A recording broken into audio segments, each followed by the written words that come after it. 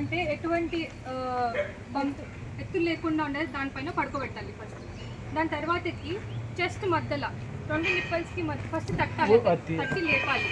ఏమన్నా మీకు ఏమన్నా ఉందా, వాళ్ళు కాన్షియస్గా ఉన్నారా లేదా అని చెప్పి చెక్ చేయడానికి ఫస్ట్ అతన్ని తట్టాలి. తర్వాతకి కెరోటిడ్ పల్స్ అని చెప్పి ఇక్కడ మనము పల్స్ చెక్ చేయాలి. కెరోటిడ్ పల్స్ చెక్ చేస్తాం. దాని తర్వాతకి ఒకవేళ పల్స్ లేదు, పల్స్ కొట్టుకుంటుంది, ఇంకోటి పేషెంట్ అన్కాన్షియస్గా ఉన్నాడు, ఎటువంటి స్పందన లేదు, అప్పుడు మనం ఏం చేస్తామంటే సిపిఆర్ ఇస్తాం. ఆ కండిషన్స్లో సిపిఆర్ ఎలా ఇవ్వాలి అంటే ఫస్ట్ చెస్ట్ అంటే సిపిఆర్ ఏంటి అంటే హృదయ శ్వాస పునరుద్ధరణ అవగాహన, కార్డియో పల్మనరీ రెసిస్టేషన్ ఇంగ్లీష్లో అంటారు. అంటే గుండెకి లంగ్స్కి ఉపయోగపడేటట్టు చేస్తారు. దాని తర్వాత ఫస్ట్ ఆ ఛాతీ మధ్యలో ఈ భాగాన్ని ఉంచి ఇంకో చేతితోటి ఇలా పట్టుకోవాలి. దాని తర్వాతకి షోల్డర్స్ని స్టిఫ్ చేసుకోవాలి.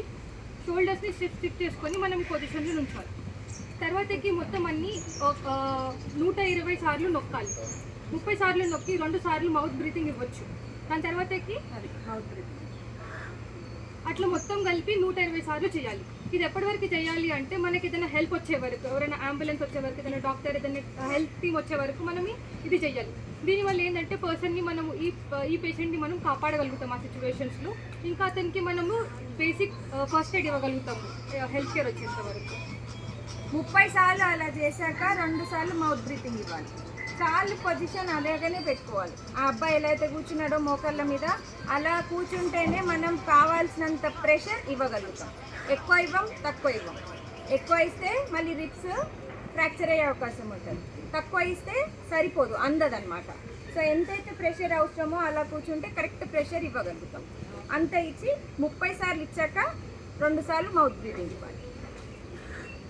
ఇది మీకు ఏదైనా ఎమర్జెన్సీ, ఫర్ ఎగ్జాంపుల్ 108కి కాల్ చేసినాం, అది ఇంకా రాలే, అంత లోపల ఇది చేయొచ్చు. 7 నిమిషాలు 8 నిమిషాలు పడుతుంది కదా వాళ్ళకి రావడానికి, అంత లోపల ఇది మనం ఉన్న పరిస్థితి మీద ప్రయోగం చేయొచ్చు. ఓకే, अपन मदद बहुत बीच सड़क पे नहीं कर सकते क्योंकि इंसान आजू बाजू में जाते रहते आते रहते, तो क्या करना चाहिए, उस इंसान को अपन उठाना चाहिए।